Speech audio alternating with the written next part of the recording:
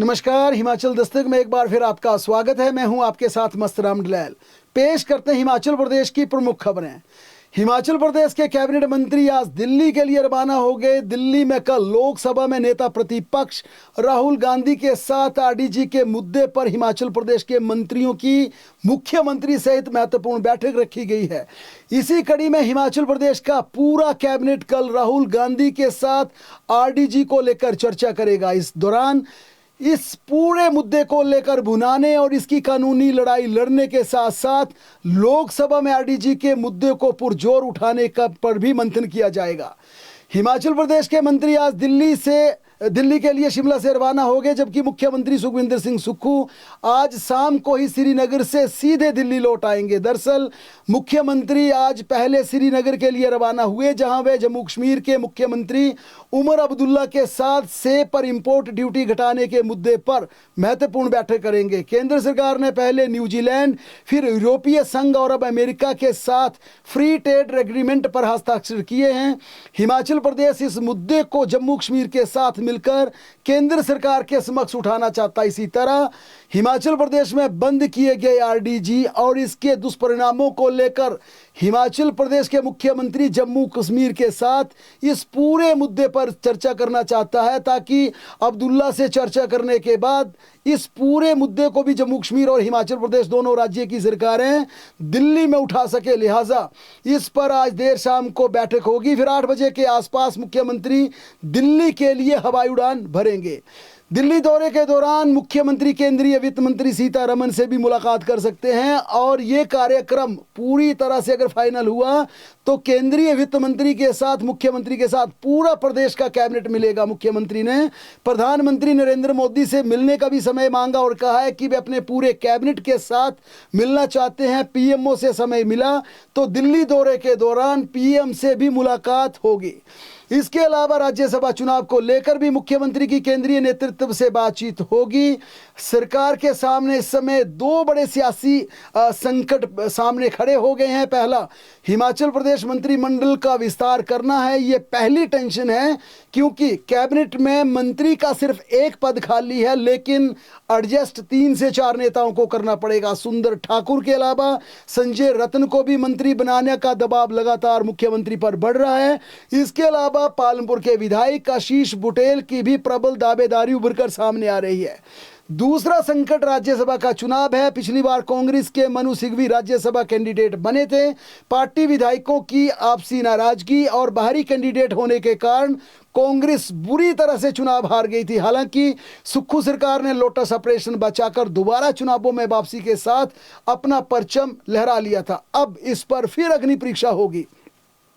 हालांकि इस बार lotus operation की संभावनाएं बेहद कम है, लेकिन बाहरी कैंडिडेट हुआ तो खेला होने की संभावनाओं को खारिज भी नहीं किया जा सकता। चर्चा है कि केंद्रीय हाईकमान रजनी पाटिल या आनंद शर्मा सहित कुछ बड़े नामों पर विचार कर रहा है, जिस पर मुख्यमंत्री के साथ सहमति बन सकती है। लेकिन दूध का चला छाछ को फूंक फूंक कर पीता है, इस कहावत को भी हिमाचल प्रदेश कांग्रेस सार्थक कर रही है। लिहाजा प्रदेश स्तर पर सभी नेता धरती पुत्र को प्रत्याशी बनाने के लिए एकजुट हो चुके हैं। इस कड़ी में 2 मंत्रियों के नामों पर चर्चा शुरू हो चुकी है। सोलन से कर्नल धनीराम शांडिल और जसीमपुर से यादविंदर गोमा, दोनों मंत्रियों के नाम राज्यसभा उम्मीदवारी के लिए बतौर विकल्प के रूप में देखे जा रहे हैं। क्योंकि एक मंत्री की सीट खाली हुई, तभी 2 नए मंत्री हिमाचल प्रदेश में बन सकते हैं।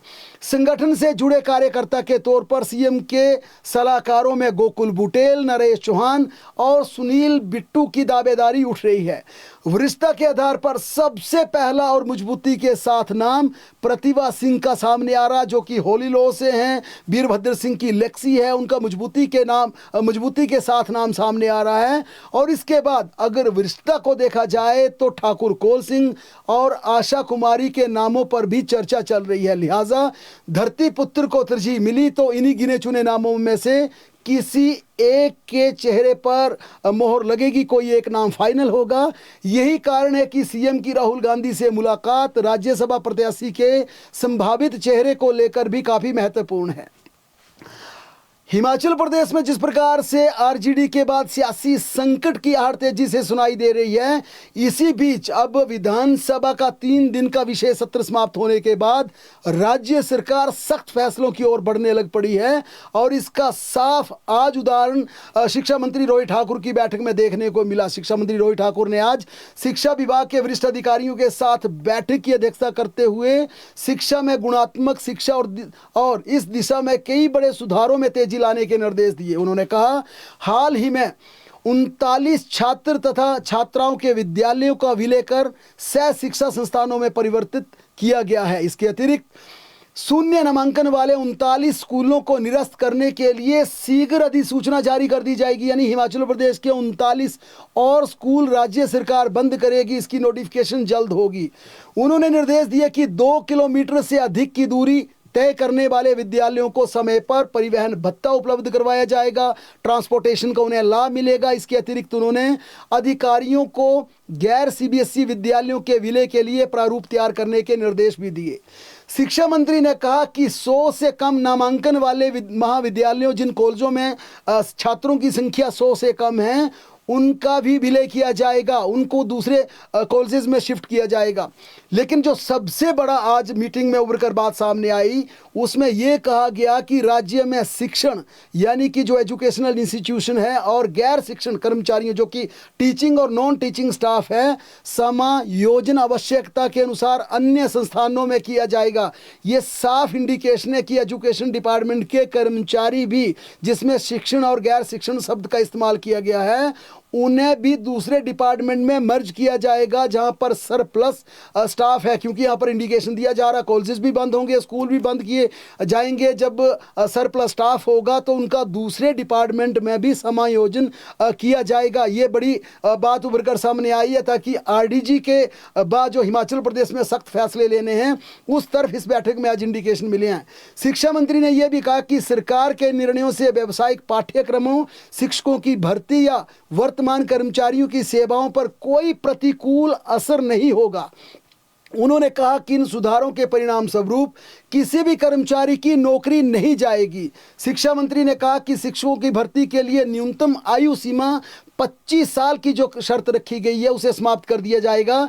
यानी कि अब शिक्षक बनने के लिए आयु सीमा न्यूनतम नहीं होगी।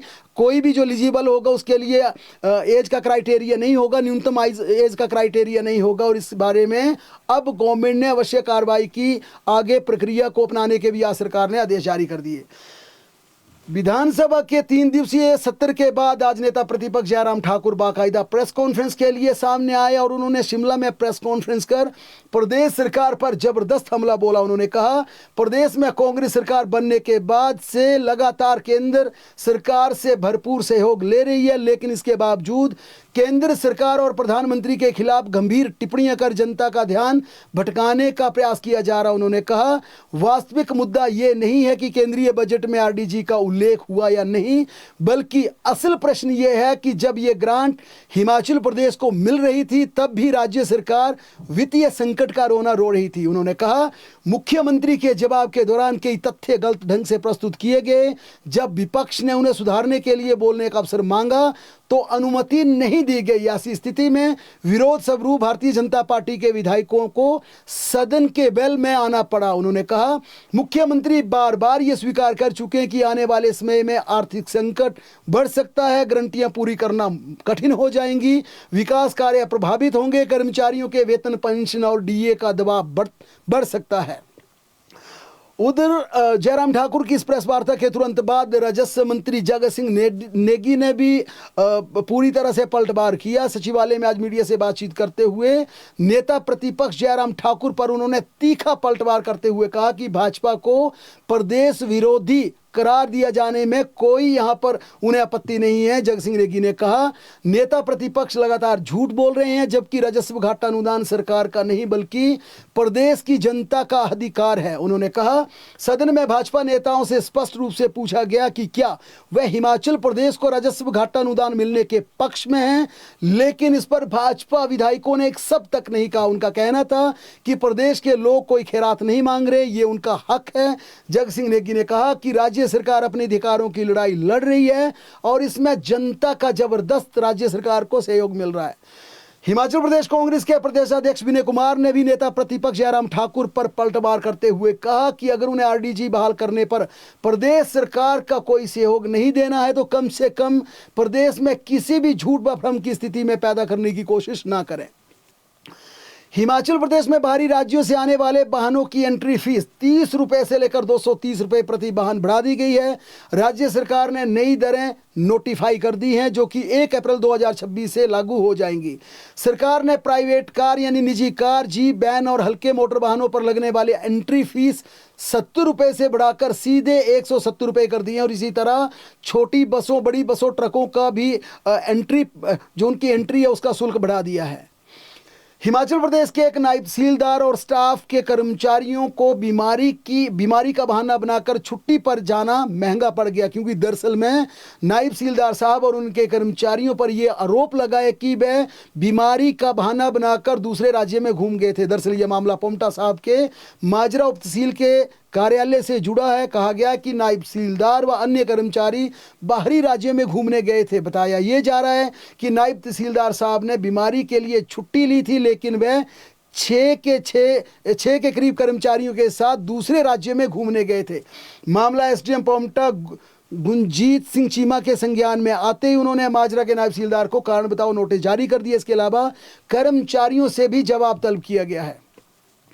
कांगड़ा जिला के बाढ़ सिंबल खोला में सड़क किनारे नवजात का एक शव मिला। सैर को निकले लोगों ने कुत्तों की हरकत को नोटिस किया तो कुत्ते को जमीन खोदते हुए देखा गया। जब वहां जमीन को खोदा गया तो वहां से एक सफेद रंग की पोटली सामने आई। पोटली को खोला तो उसमें नवजात बच्चे का शव पाया गया। पुलिस ने मामले की जांच शुरू कर दी है और अब ये पता लगाया जा रहा कि आखिर ये नवजात किसने फेंका, किसने दबाया और ये किसका था। ऊना जिला के कलरूही में बीती शाम एक भीषण सड़क हादसे में 27 वर्षीय रवि कुमार की जान चली गई, जबकि उसका साथी अस्पताल में जिंदगी और मौत के बीच जंग लड़ रहा है। ये हादसा उस समय हुआ जब राहुल कुमार अपने साथी रवि कुमार के साथ पिकअप लेकर अंब से मुबारकपुर की तरफ जा रहे थे। इसी दौरान कलरूही के समीप चालक ने वाहन पर अपना नियंत्रण खो दिया और पिकअप सीधे सड़क किनारे एक पेड़ से जा टकराई, जिसमें रवि कुमार की दुखद मृत्यु हो गई। सिरमौर जिले के कालाम त्रिलोकपुर संपर्क सड़क मार्ग पर आज दोपहर बाद एक दुर्घटना में 2 लोगों की दर्दनाक मौत हो गई। बताया जा रहा है कि दोपहर करीब 1:50 पर 2 लोग सड़क किनारे पैदल चल रहे थे, तभी एक अज्ञात तेज रफ्तार वाहन से उन्हें जोरदार टक्कर मार दी। टक्कर इतनी भीषण थी कि इन दोनों की मौके पर दर्दनाक मौत हो गई। वारदात को अंजाम देने के बाद चालक वाहन सहित मौके से फरार हो गया। फिलहाल पुलिस ने मामले की जांच शुरू कर दी है। मौसम की बात करें तो हिमाचल प्रदेश में 22 फरवरी तक मौसम साफ बना रहेगा। मौसम विज्ञान केंद्र के अनुसार प्रदेश में 3 दिनों के दौरान मौसम पूरी तरह से साफ रहने का पूर्वानुमान लगाया गया। हालांकि 23 फरवरी को किन्नौर, लाहौल स्पीति, चंबा, कुल्लू की चोटियों पर बारिश के साथ हल्की बर्फबारी होने की संभावना जताई गई है, मगर इस दौरान मैदानों के साथ मध्यम ऊंचाई वाले क्षेत्रों में मौसम साफ बना रहेगा। इसके बाद यानी 24 फरवरी से हिमाचल प्रदेश के अधिकतर क्षेत्रों में मौसम पूरी तरह से साफ हो जाएगा और प्रदेश में एकाएक तापमान की वृद्धि शुरू हो जाएगी। बहरहाल प्रदेश की तमाम बड़ी खबरों के लिए लगातार जुड़े रहें हमारे साथ, देखते और पढ़ते रहें हिमाचल दस्तक।